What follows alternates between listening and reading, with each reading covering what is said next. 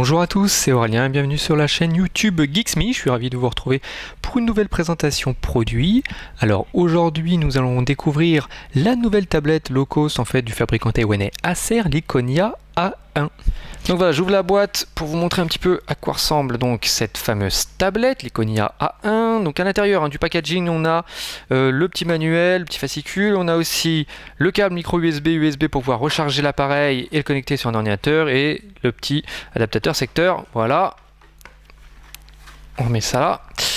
Donc voilà à quoi ressemble cette fameuse petite tablette Iconia A1. Donc on est sur un format 4 tiers avec un écran de 7,9 pouces.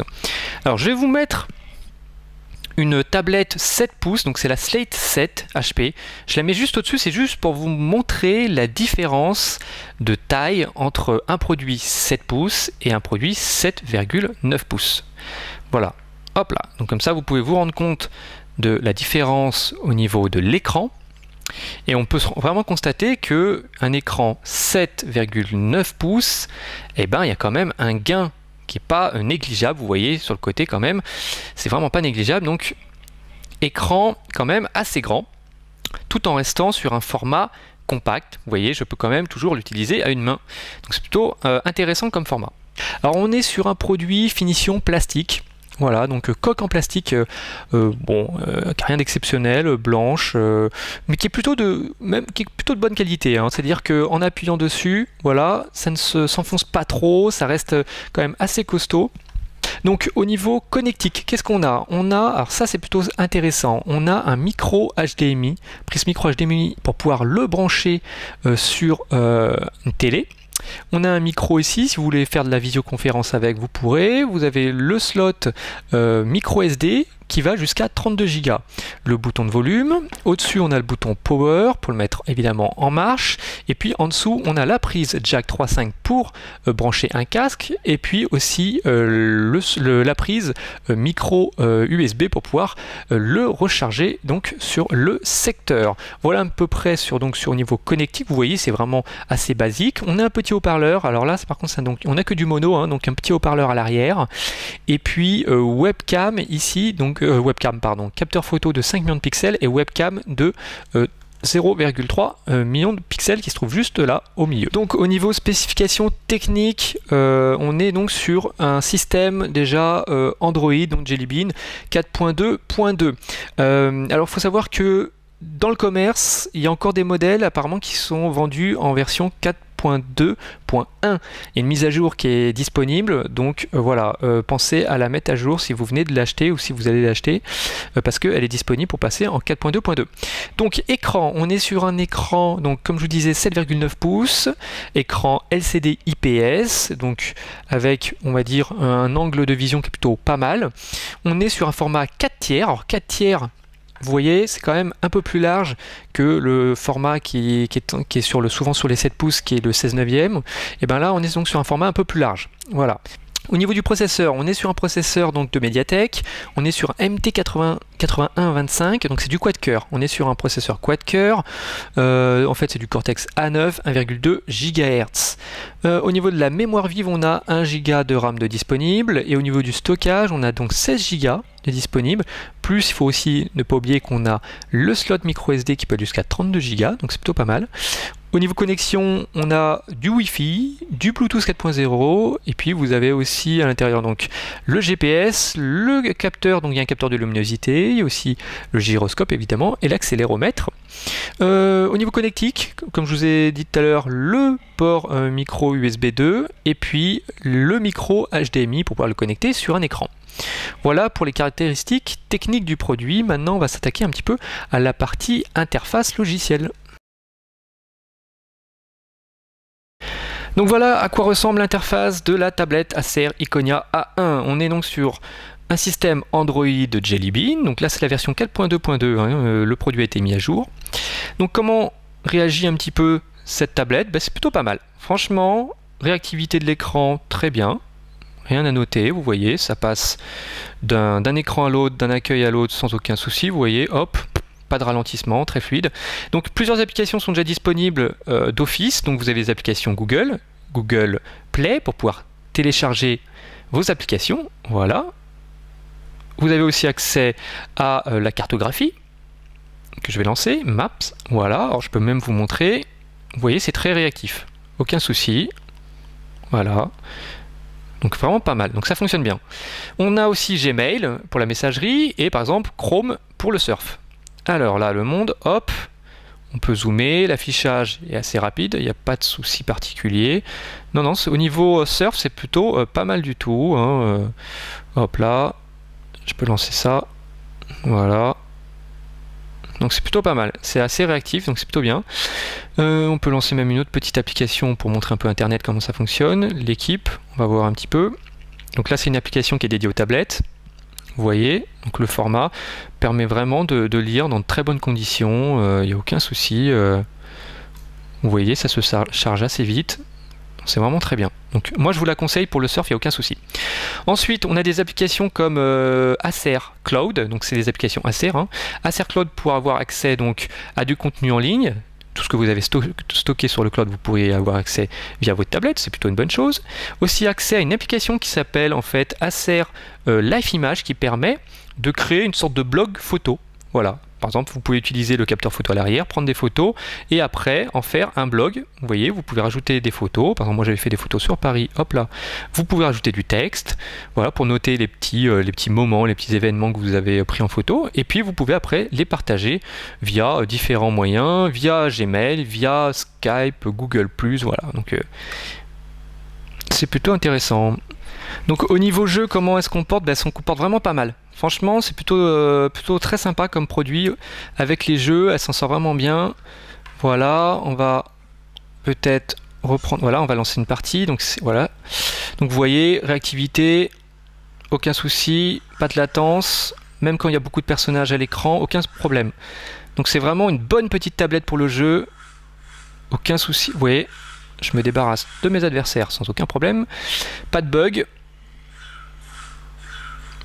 Voilà, donc le processeur quad-core permet vraiment de faire tourner les jeux, les applications un peu gourmandes sans aucun problème. Ça c'est plutôt une bonne chose. La mémoire évidemment aussi joue un rôle. Donc ça c'est plutôt très bien. Et puis l'écran étant plutôt réactif, très réactif même, il n'y a pas de problème. Quand on appuie donc sur la touche, il y a vraiment une réaction instantanée du personnage. Donc ça c'est vraiment très très bien. Donc bon point pour la partie jeu. Pour la partie maintenant lecture. Alors lecture HD. Eh ben on va lancer un film, donc Full HD. On va lancer, alors je sais plus où je suis là, je suis sorti de l'application. Je vais relancer, voilà. Je relance le film, on reprend, hop là.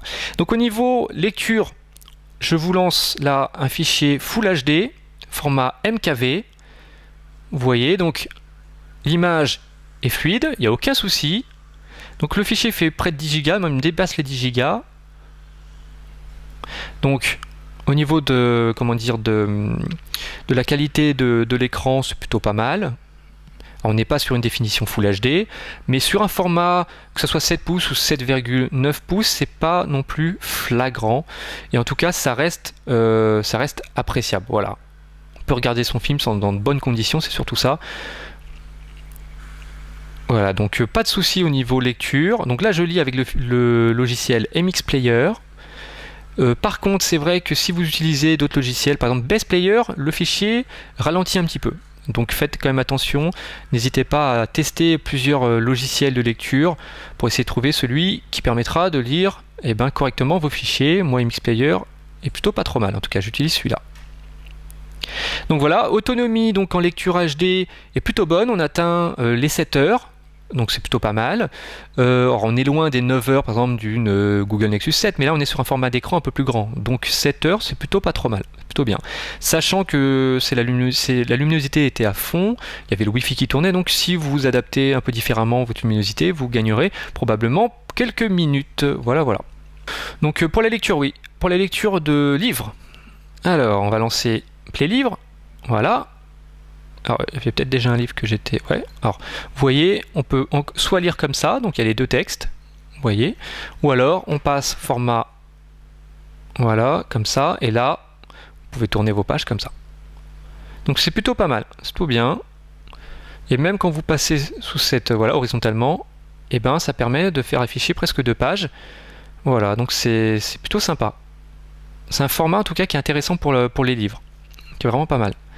Donc lecture très bon aussi, pas de souci. Donc maintenant on va parler des tests. Comment se comporte un petit peu cette tablette avec les différents benchmarks? Eh ben on a passé par exemple en tout benchmark, on atteint les 13 000 points, donc c'est vraiment pas mal, c'est vraiment un très bon résultat, surtout pour un produit premier prix.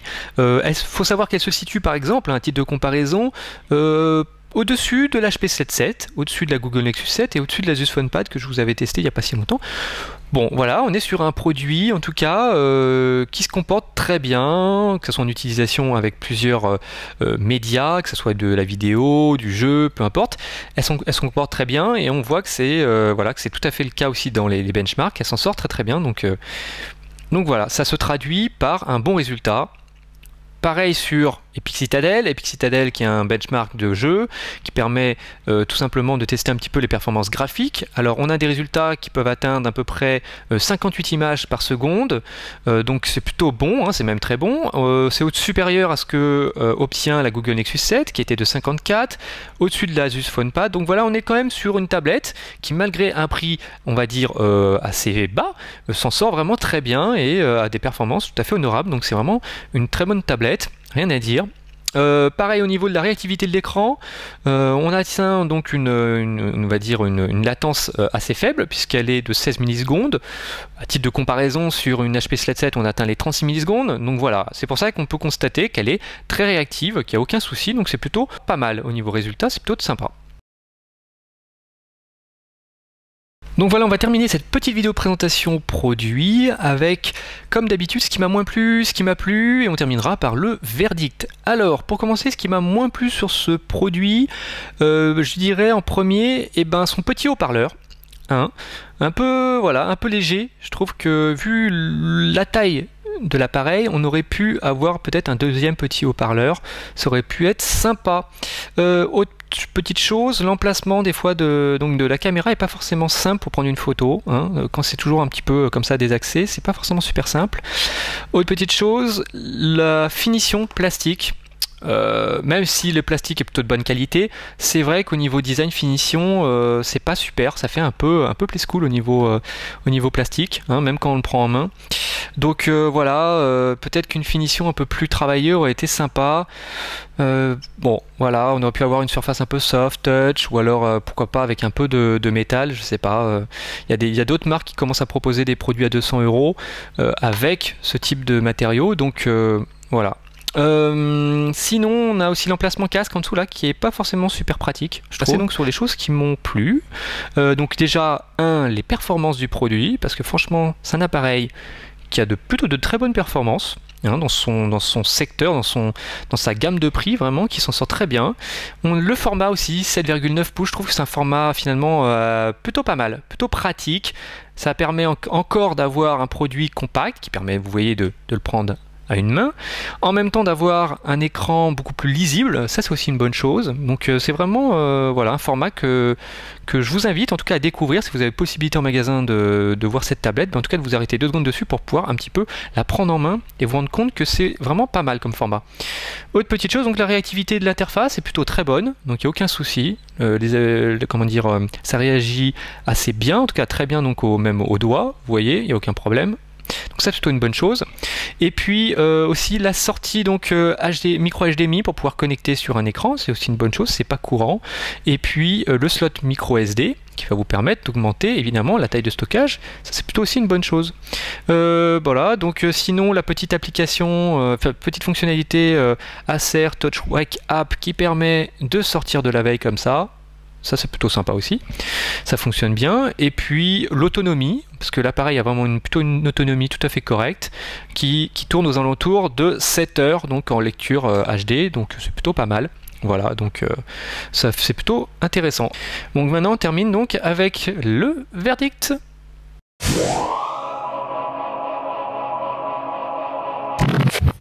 Et bien le verdict, vous avez dû vous en douter, il est très bon.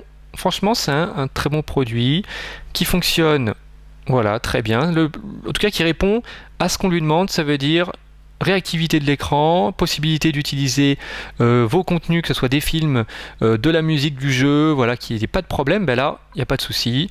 Le surf aussi fonctionne, en tout cas, est très agréable à utiliser, que ce soit les applications web, que ça soit par exemple Chrome pour pouvoir naviguer, il n'y a pas de problème, les pages s'affichent assez vite, voilà. Donc non, c'est une tablette que je trouve au niveau multimédia qui est très très bien. Donc voilà, en tout cas, moi je vous la conseille, elle est disponible comme je vous le dis aux alentours de 190 €. Nous, on se retrouve très vite pour une autre présentation produit. Sinon, n'hésitez pas aussi à partager cette vidéo si elle vous a plu. N'hésitez pas à nous mettre un petit pouce vert pour nous encourager. Sinon, nous on se retrouve très bientôt pour une autre présentation produit. Salut à tous!